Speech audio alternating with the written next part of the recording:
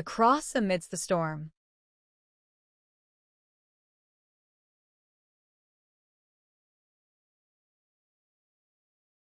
The first snow of winter had settled over the little town of Ashford, blanketing the fields and forest in pristine white.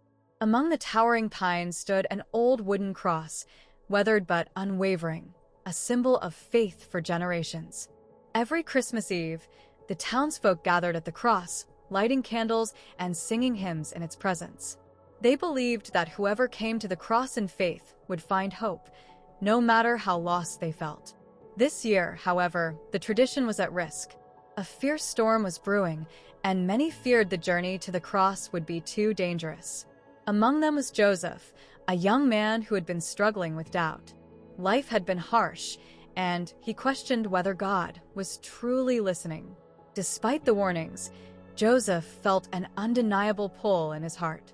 Wrapping himself in his thickest coat, he set out through the snow, guided only by the faint glimmer of moonlight. The wind howled around him, and the cold gnawed at his skin, but he pressed on. Then, as if in answer to his silent prayers, the clouds parted just enough to reveal the cross ahead, standing tall amidst the storm. Joseph fell to his knees before it, overwhelmed. He prayed, not for riches or comfort, but simply for a sign that God was with him. At that moment, he heard voices. The townspeople had braved the storm, following their own convictions, determined to worship together. Their candles flickered, illuminating the cross, their songs rising into the night air. Joseph felt warmth fill his heart.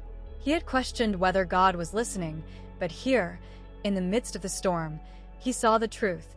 Faith was never about avoiding hardships. It was about knowing that even in darkness, God's light never fades. That night, under the glow of the cross and the company of his community, Joseph found the peace he had been searching for.